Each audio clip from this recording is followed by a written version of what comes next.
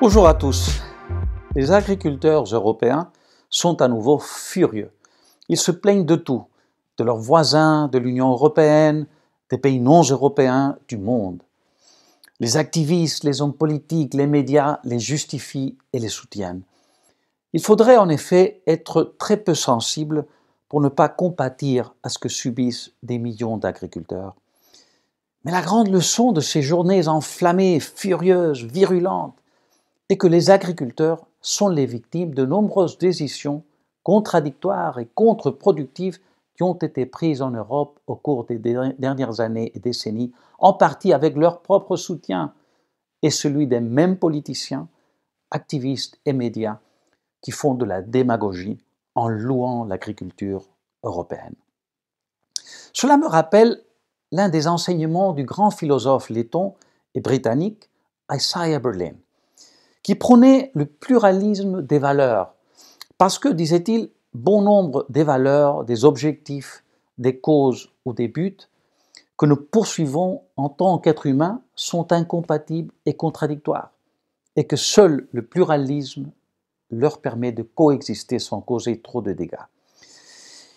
Il disait même cela à propos de la Révolution française, où la liberté et l'égalité sont une partie essentielle de la devise liberté, égalité et fraternité. Parce que si l'on veut avoir la liberté, il faut sacrifier l'égalité. Et si l'on veut imposer l'égalité, il faut sacrifier la liberté. Or, l'Union européenne et les gouvernements qui la composent poursuivent des objectifs totalement contradictoires et incompatibles. Et rien ne reflète mieux cette vérité que ce qui se passe dans le domaine de l'agriculture. D'un côté, ils veulent imposer par la force une transition vers une économie décarbonée, appelée zéro émission nette, qui augmente les coûts des agriculteurs et les remplit de réglementations qui leur lient les mains. Et de l'autre, ils veulent protéger, aider et rendre compétitifs ces mêmes agriculteurs. D'un côté, ils veulent augmenter le budget déjà énorme de l'Union européenne pour envoyer 50 milliards d'euros supplémentaires à l'Ukraine, et de l'autre, ils veulent que les gouvernements réduisent leurs déficits fiscaux.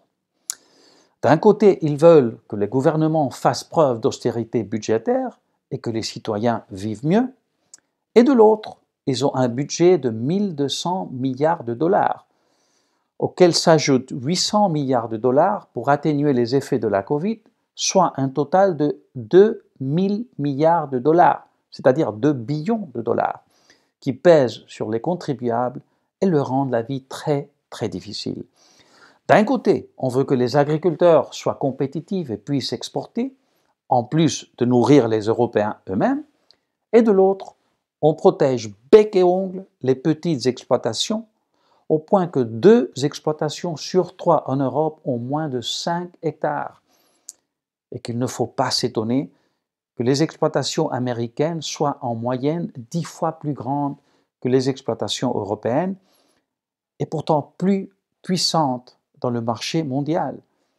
Ou pire, qu'il y ait beaucoup de corruption en Europe, et que certaines grandes exploitations européennes divisent fallacieusement leurs parcelles pour les faire passer pour petites afin de recevoir des aides européennes, de l'argent européen.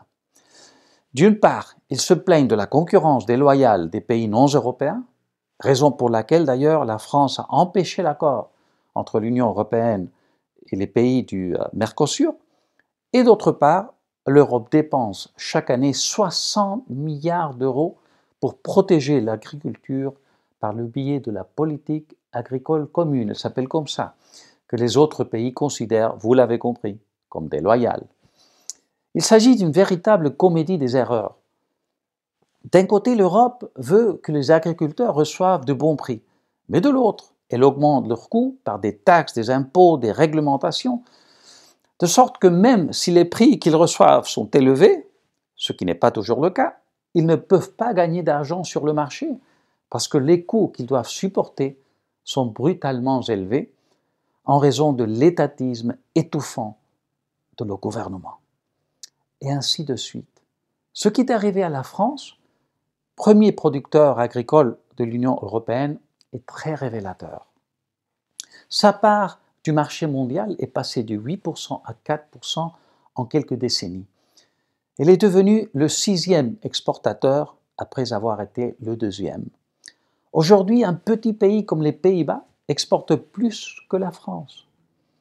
La France a l'un des systèmes agricoles les plus protégés au monde et cela n'a pas empêché la part des aliments consommés par ses habitants, par les Français qui proviennent de l'étranger, de passer de 10 à 20%. Alors je le répète, la leçon de ces journées est qu'on ne peut pas poursuivre et imposer des objectifs incompatibles et prétendre qu'il n'y a pas un prix terrible à payer.